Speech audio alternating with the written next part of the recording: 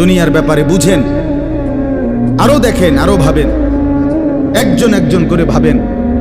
দুনিয়া আরো যদি সাজান, খোদার কসম ক্ষণিকের ক্ষণিকের ক্ষণিকের অল্প সময়ের দুনিয়া চমৎকার সাজাইয়াও তৃপ্ত হইতে পারবেন না, তৃপ্ত হইতে পারবেন। এবছর চমৎকার রং দিছেন বিল্ডিংয়ে, 2 বছরের মাথাত বিভিন্ন খান দিয়া সামরা উঠিয়া এটা আবার যে সেই, ঠিক কিনা বলেন? তা আবার রং দাও।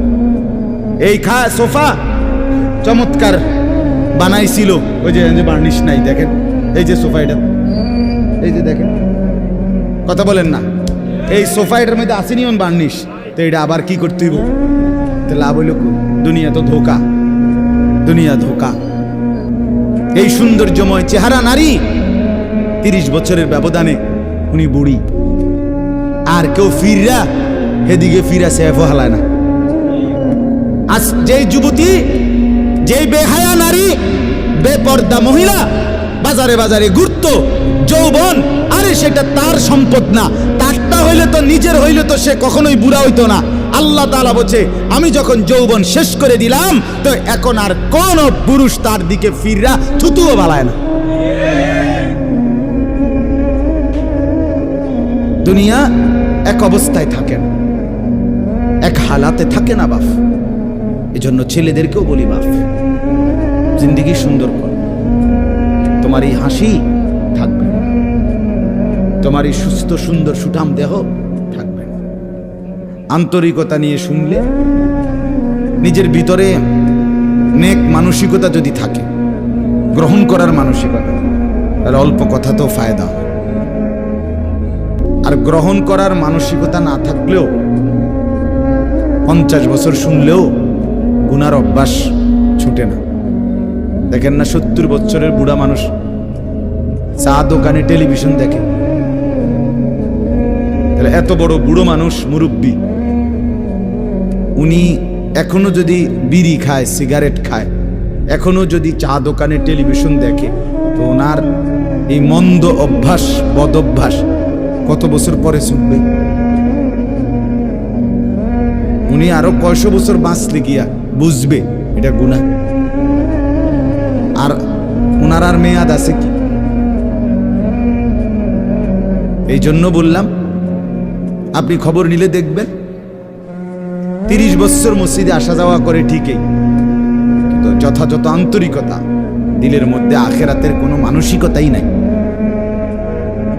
নিজেকে বদলানোর অনুভূতিই নাই, ফিকিরে নাই। সোজা কথা, পরকাল বলতে কিছু, এখন যা আছি তাই, এখন সুখে থাকলে সুখী, দুনিয়া এখন দুঃখে থাকলে দুঃখী।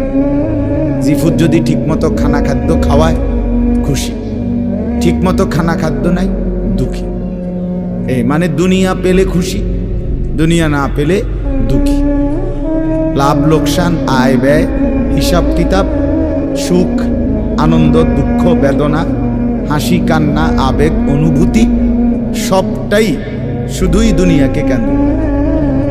এখানে কি পেলাম, এখন কি পেলাম, এখন কি পেলাম? ইনহিয়া ইল্লা হায়াতুনা দুনিয়া নামুতু ওয়া নাহইয়া। আল্লাহ তাআলা বলেন, নাফরমান আর পাপীদের জীবন কেমন হয়? কোরআনে আল্লাহ বলছেন, তাদের অবস্থা হয় এমন যে তারা বলে জীবন কেবলই দুনিয়াটা, আর কোথাও জীবন নেই, আর কিছু নাই। নামুতু ওয়া নাহইয়া, এখানেই মরবো, এখানেই বাঁচবো। ওমা নাহনু বিমাবউসিন। আল্লাহ বলেন, নাফরমানদের দিলের মধ্যে এই বিশ্বাস যে আমাদেরকে পুনরায় কোথাও উঠানো হবে না। আল্লাহ যে বলছেন হাসরের ময়দানে তোমাদেরকে উঠানো হবে, সুম্মা ইন্নাকুম ইয়াউমাল কিয়ামাতি তুবআসুন। আল্লাহ তাআলা বলেন, তোমাদের প্রত্যেককে কিয়ামতের দিন হাসরের মাঠে তোলা হবে। আল্লাহ বলেন, বেঈমানের দিলে এটা থাকে না। তার কথা হলো, প্রাপ্তি অপ্রাপ্তি, লাভ লোকসান, ভালো মন্দ, হাসি আনন্দ, দুনিয়া। ছেলে বিদেশ থেকে টাকা পাঠাইতেছে, খুশি।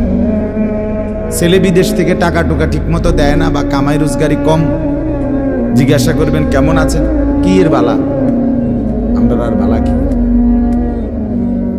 হ্যাঁ কি সমস্যা কি তা চাচা, এ ফোলাগারে কত ঋণ ফিন কইরা সুদে টাকা নিয়া কিস্তিতে টাকা লইয়া বিদেশ পাঠাইছি, তেয়ন টাকা পয়সা পাঠায় না, আর বালা কি, তাহলে উনি দুঃখী কেন, টাকা নাই, আবার টাকা পাঠাইতেছে মাশাআল্লাহ, পান খাওয়ার স্টাইলই আলাদা,